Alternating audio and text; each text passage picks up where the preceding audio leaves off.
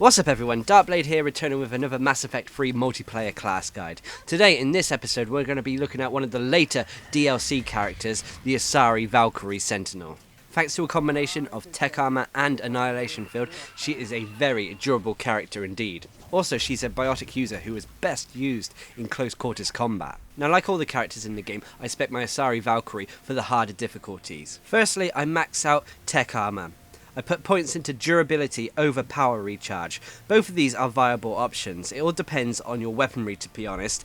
If you don't have the ability to get 200% recharge timer, then I would go for power recharge. If not, stick with durability to give you more survivability. Next, I put points into power damage over melee damage. I'm not using the Asari Valkyrie as a melee character at all, so putting points into power damage will increase the damage of her warp and Annihilation field. And lastly, I put points into durability over damage and radius. This is because I'm not really going to be detonating the tech armor, so the extra survivability is welcome when I put points in durability. I put maximum points into the ability warp, putting points into pierce over recharge speed.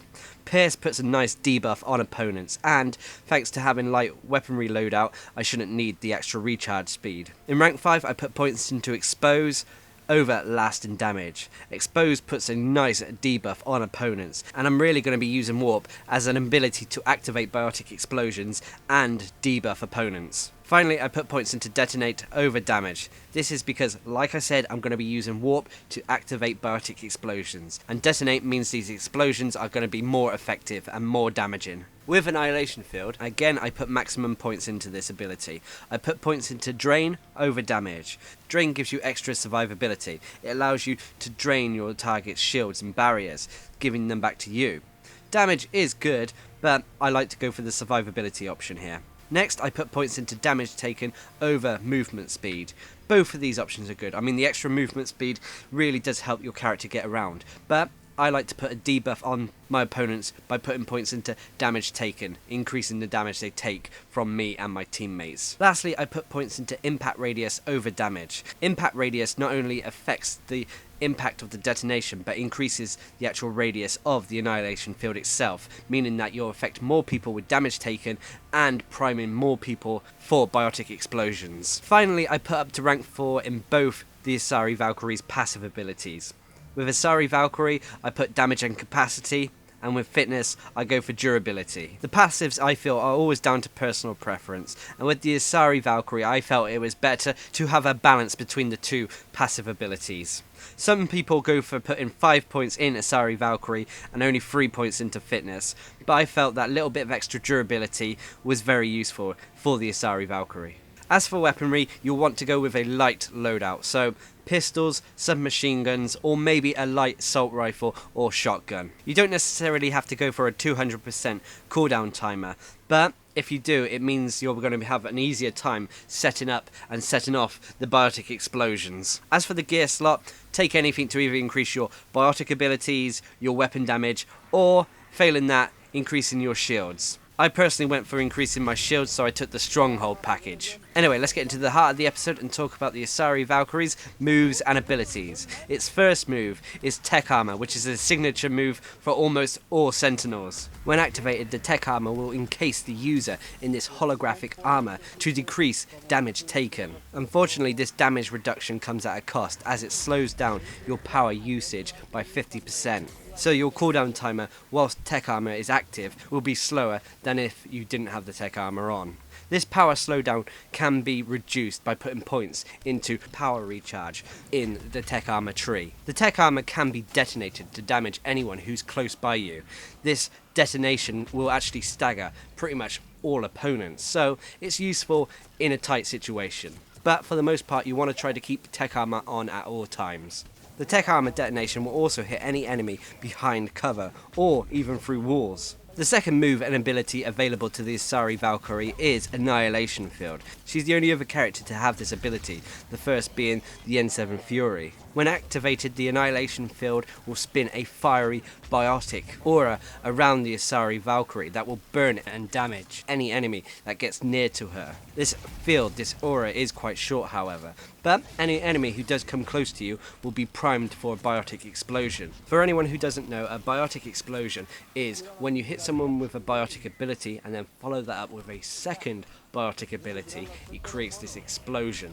The target and anyone else around this explosion will take more biotic damage. Unprotected enemies too will have a chance to become panicked and stop what they're doing. Very similar to if they have been hit by, say, Incinerate or a fire-based move. This comes in useful when fighting enemies like husks. Now, like I said, enemies who are caught in this fire close to you will be primed for biotic explosions. However, they will only remain primed if you stay close to them. If you move out of range, if you run away, or they move out of range, then the priming effect eventually wears off. Annihilation Field combined with Warp is very useful. It means you can set up and activate biotic explosions quite quickly. Unfortunately, you do have to put yourself at risk by getting close to opponents, but thanks to the Annihilation Field's drain effect, your tech armor, it means that the Asari Valkyrie has the durability to do this in relative safety. Try to aim to get close to people, hit them with a warp to create a biotic explosion, then back off. After you've backed off, go close towards the opponents again and they should be primed for a second biotic explosion. Basically, keep using this tactic over and over again and you should be able to dish out a lot of damage through biotic explosions. Annihilation Field also has a secondary function, which is it can be activated, similar to tech armor, and creates this biotic blast around the Asari Valkyrie. This blast does a substantial amount of damage and can activate biotic combos, so potentially you can create 2 biotic explosions quite quickly back to back without you having to move away from opponents. For example, you walk up to someone whilst your Annihilation Field is active, hit them with Warp to create the first biotic explosion.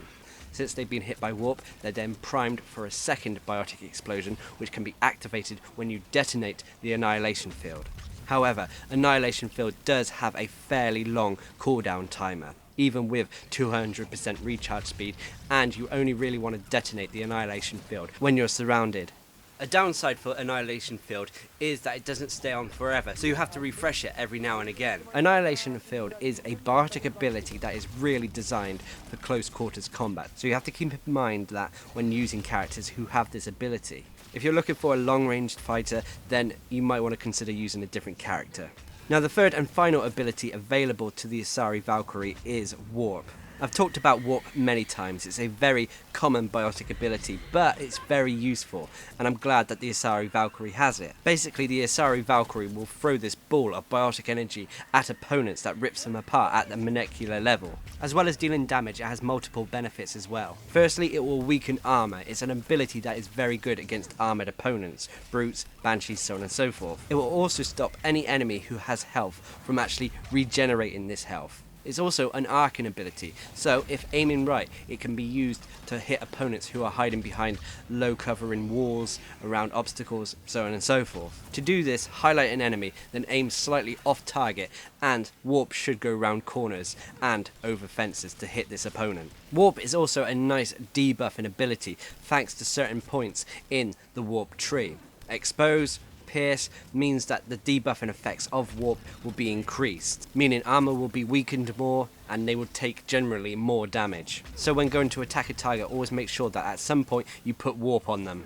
Warp can also be used to set up biotic explosions. If an enemy has been hit by Warp, is hit by a second different biotic ability, then a biotic explosion will be created. Warp can also be used to activate biotic explosions. Very useful for the Asari Valkyrie, because like I said, Warp can be used to activate her Annihilation Field biotic explosions. Warp can also be used to set off tech combos. As for the passive abilities, like I said at the start of the video, I feel these are down to personal preference. With Asari Valkyrie, I went up to rank 4, putting points into damage and capacity to increase my power damage a little bit and reduce the recharge timer. And with fitness, I put points into durability, meaning that the Asari Valkyrie could survive a little bit longer. As for your weapons, I went for something to give myself a quick cooldown timer.